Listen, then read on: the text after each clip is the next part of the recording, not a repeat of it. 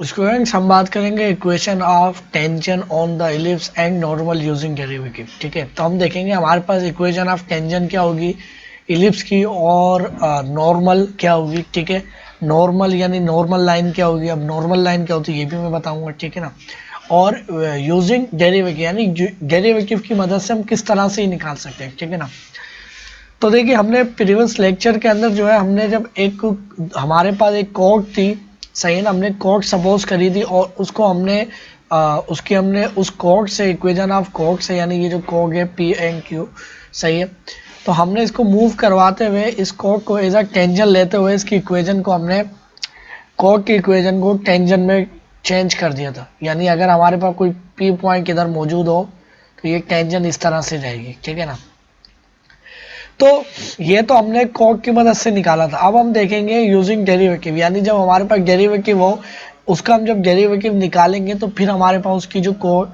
वो जो टेंजेंट की इक्वेशन होगी वो क्या होगी। ठीक है, अब डेरिवेटिव क्या होता है, हमारे पास स्लोप फाइंड आउट करने का एक आसान तरीका होता है। ठीक है, अगर मैं इस जो हमारे पास ये वर्टिकल हॉरिजॉन्टल इलिप्स है जो कि हमारे पास होता है x square divided by a square plus हमारे पास y square divided by b square is equal to 1, अगर इसका मैं डेरिवेटिव कर लूँ। अब जब ये जो हमारे पास जो इक्वेशन है इक्वेशन ऑफ इलिप्स की स्टैंडर्ड इक्वेशन है, याद रही ये स्टैंडर्ड इक्वेशन है। ठीक है ना, जब इसका मैं डेरिवेटिव लूंगा तो मुझे इसके किसी भी पॉइंट के ऊपर अगर मैं उसकी स्लोप देखना चाहूँगा उस टेंजेंट की, सही है ना, अब जब मैं इसका डेरिवेटिव कर लूंगा तो मेरे पास होगा ये कि अगर मैं इस इलिप्स के ऊपर कोई सा भी पॉइंट उठाता हूँ ना तो वो मुझे क्या बता देगा, स्लोप बता देगा किसकी, उस पॉइंट की। अब जाहिर से बात है उस पॉइंट से एक लाइन ही पास करेगी तो वो उस पॉइंट की क्या बताएगा, यानी वो टेंजेंट होगी उस पॉइंट पे, सही है ना। यानी मिसाल के तौर पे ये मेरे पास कोई 2,3 पॉइंट है और मैंने इसका डेरिवेटिव निकाला है, तो इस पॉइंट पे इसकी जो भी एम स्लोप आएगी तो ये मुझे बता देगा, सही है। तो अब इस लाइन की जो भी एम स्लोप होगी तो मुझे पता है यार y माइनस वाई वन, ठीक है, is equal to m times x minus x one. ये हमारे पास क्या है, हमारे पास जनरल ये हमारे पास जब एक पॉइंट और स्लोप गिवन होती है तो हम किस तरह से इक्वेशन ऑफ स्ट्रेट लाइन को निकाल सकते हैं। ठीक है, सही है ना।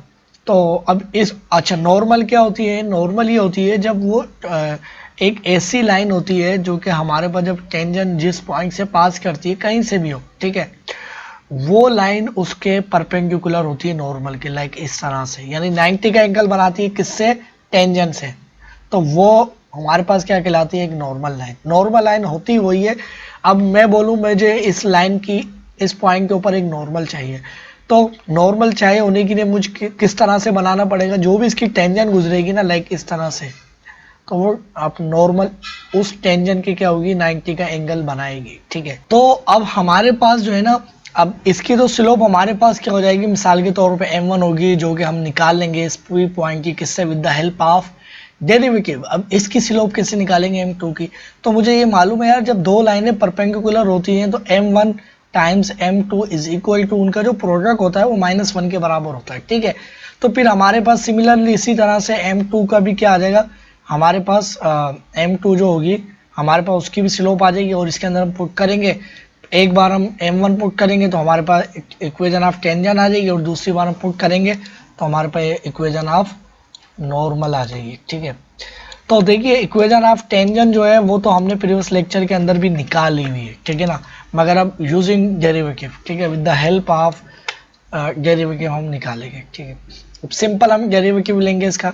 ये एक इम्प्लिसिट फंक्शन है जो कि हमारे पे एक ऐसा फंक्शन जो कि ना उसमें y पूरी तरह से सेपरेट होता है ना ही x। ठीक है, तो ये हमारे पास क्या आ जाएगा, हमारे पास आ जाएगा एक्स स्क्वायर, ठीक है, डिवाइडेड बाय a, ठीक है, डिवाइड बाय d, ठीक है, प्लस हमारे पास आ जाएगा y square divided by b square is equal to, इस तरह के फंक्शन में हम क्या करते हैं, दोनों तरफ डेरिवेटिव लेते हैं, सही है ना। अगर आपको डेरिवेटिव लेना नहीं आता या डेरिवेटिव आता है इस तरह के फंक्शन का लेना नहीं आता तो इसके ऊपर लेक्चर मौजूद है, तो जो डेरिवेटिव का जो चैप्टर है उसके लास्ट में आप जाके देख सकते हैं, इम्प्लिसिट फंक्शन आपको मिल जाएगा। ठीक है, जब इसका डेरिवेटिव लेंगे तो हमारे पास जो है 1/a जो है ना, यानी हमारे पास हो जाएगा 2 2x हो जाएगा इसका डेरिवेटिव, ठीक है। और इसका जो हमारे पास आ जाएगा, हमारे पास a स्क्वायर नीचे आ जाएगा, यानी कांस्टेंट इस टर्म का अलग डेरिवेटिव लिया जाएगा और इसका अलग लिया जाएगा। जब इसका लेंगे तो हमारे पास a/1/a स्क्वायर जो है वो क्या है, हमारे पास कांस्टेंट है, और इसका जब डेरिवेटिव होगा तो पावर रूल लगेगा, तो हमारे पास 2x आ जाएगा, ठीक है ना। प्लस हमारे पास ये इधर क्या लगेगा, चेन रूल लगेगा। जब चेन रूल लगेगा तो ये हमारे पास आ जाएगा 2y, जो y की बाई क्या आ जाएगा b स्क्वायर, और आ जाएगा dy/dx, सही है ना, इज इक्वल टू 0, कांस्टेंट का डेरिवेटिव 0, ठीक है ना। अब आप सोचें यार ये मैं बता नहीं रहा हूँ पूरा, ये जल्दी से इसको कर रहा हूँ। तो देखिए डेरिवेटिव के अंदर मैंने ये सारा कुछ पढ़ाया आपको, सही है ना। ये इम्प्लिसिट फंक्शन का डेरिवेटिव किस तरह लेते हैं, तो आपको ये पता होना चाहिए। नहीं पता तो आप वो लेक्चर देखिए, जब भी आप इसको सही तरह से अंडरस्टैंड कर पाएंगे, सही है। चेन रूल क्या होता है ये भी पता होना चाहिए, आप समझ जाएंगे बात सारी, ठीक है।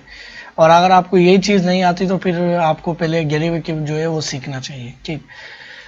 तो अब हमारे पास क्या हो जाएगा, हमारे पास जो स्लोप होती है वो क्या होती है, वो हमारे पास होती है dy/dx होती है, इज इक्वल टू m होती है। तो मुझे क्या चाहिए, dy/dx चाहिए।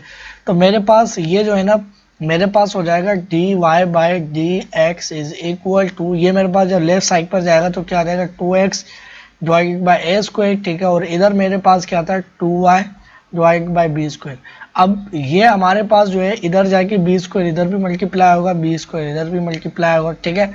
और बी स्क्वायर को इधर भी डिवाइड करवाऊंगा, 2y इधर भी और 2y इधर भी, तो बी से कैंसिल, y से कैंसिल, तो ये पूरी चीज़ खत्म।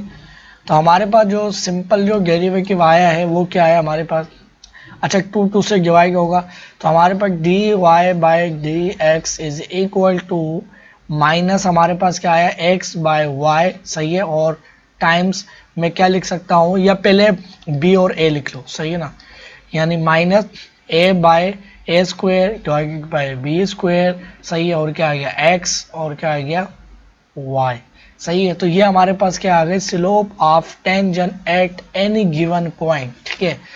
तो ये हमारे पास क्या आ गई, m आ गई, यानी हमारे पास कोई भी पॉइंट होगा तो उस पॉइंट से जो भी लाइन पास करेगी वो स्लोप बताएगा, यानी वो टेंजेंट बताएगा भाई इस तरफ जाएगी उसकी स्लोप ये होगी। अब इक्वेशन आप जो हमारे पास जो वो है लाइन, वो आप इस फार्मूले से निकाल सकते हो। तो जब इस फार्मूले से हम निकालेंगे तो हमारे पास आ जाएगा y-y1 is equal to, slope क्या है, स्लोप ऑफ टेंजेंट, इधर मैं लिख लेता हूँ स्लोप ऑफ टेंजेंट, सही है ना। टेंजेंट जो आई है वो हमारे पास क्या आई है, हमारे पास आई है m is equal to minus क्या आता है a स्क्वायर था, नहीं b स्क्वायर था, शायद b स्क्वायर था, b square divided bye a square, ठीक है। और हमारे पास क्या था इधर x, और इधर क्या था y, ठीक है। ये हमारे पास माइनस में आई है। अब जिस पॉइंट से गुजरेगी उसको हम क्या कंसीडर करते हैं, x और y, सही है ना। और इसलिए कंसीडर करते हैं क्योंकि हमारे पास जो इक्वेशन को फिर हम लिखते हैं तो फिर आपको पता है ना y is equal to mx आती है, तो ये पॉइंट तो हमारे पास उसके अंदर रहते हैं ना, ताकि हमारे पास एक इक्वेशन को वो हमेशा एक शेप में रखें, ठीक है। तो ये हमारे पास x1 और ये y1, ठीक है। तो ये x1 और y1 होगा, सही है। अब इसके अंदर जब मैं जैसे पुट करूंगा इसको, सही है, तो मेरे पास क्या आ जाएगा, m क्या है मेरे पास minus b square divided by a square x1 और y1, ठीक है, टाइम्स इधर हमारे पास क्या आ जाएगा x माइनस x1, ठीक है। सिंपल अब मैं क्या करूंगा, इसको y को उधर ले जाऊंगा, सही है ना, और y को उधर ले जाता हूँ, सही है ना, और x को जो है मल्टीप्लाई करवा लेता हूँ, तो y1 माइनस y1 का whole square is equal to, minus हमारे पास क्या आ जाएगा minus b square divided by a square, ठीक है। और ये x मल्टीप्लाई होगा तो हमारे पास क्या हो जाएगा x1 माइनस x1 का होल स्क्वायर, ठीक है। ये चीज़ आ गई। उसके बाद स्टूडेंट्स हमारे पास जो है ना, अब ये जो स्लोप जो ये जो हमारे पास जो मैंने x और ये जो x1 पॉइंट लिया है, यानी मैंने कोई p पॉइंट लिया है x और x1, ठीक है ना। इसको थोड़ा सा ये यहाँ पर जो है ना बहुत गड़बड़ हो गई, इसको मैं यहाँ पर हटा लेता हूँ, सही है ना। इसको भी हटा लेता हूँ पहले, ताकि एक साफ सुथरा करके हम यहाँ पर लिखें, ठीक है। और इसको मैं यहाँ पर लेके आ जाता हूँ ताकि ये ठीक तरह से रहे, ठीक, सही, अब सही रहेगा, सही है। तो अब इधर एक क्या था हमारे पास ए स्क्वायर, ठीक है। तो मैं ये बात कह रहा हूँ जैसे हमारे पास ये x1 और y1 जो पॉइंट है, जब इस इक्वेशन के अंदर मैं पुट करूंगा तो इस इक्वेशन को सेटिस्फाई करेगा ये p पॉइंट, क्योंकि इस सर्कल का हिस्सा है। तो मेरे पास क्या हो जाएगा, x1 square plus y1 square is equal by a square divided by b square is equal to 1 ही आएगा, क्योंकि इसको राइट और लेफ्ट हैंड साइड बराबर आएगी क्योंकि ये इसका हिस्सा है। तो अब इधर जो है ना मेरे पास, इधर जो है मैं क्या कर सकता हूँ, इधर मेरे पास आ जाएगा y माइनस y1, ठीक है। और इधर जो है स्टूडेंट्स मेरे पास जो है ना, अगर ये जो बल्कि मैं एक काम कर लेता हूँ, इसको मैं राइट साइड पे लेके आ जाता हूँ इस चीज़ को, ठीक है ना, इज इक्वल टू, बल्कि मैं लिख लेता हूँ इज इक्वल टू, सही है, बल्कि एक मिनट थोड़ा सा सही कर लेते हैं, इज इक्वल टू, अब जो है ना मैं b भी मल्टीप्लाई करवा लेता हूँ, तो मेरे पास ये तो हो जाएगा माइनस बी स्क्वायर और क्या आ जाएगा x1 डिवाइडेड बाय क्या आ गया ए स्क्वायर, ठीक है।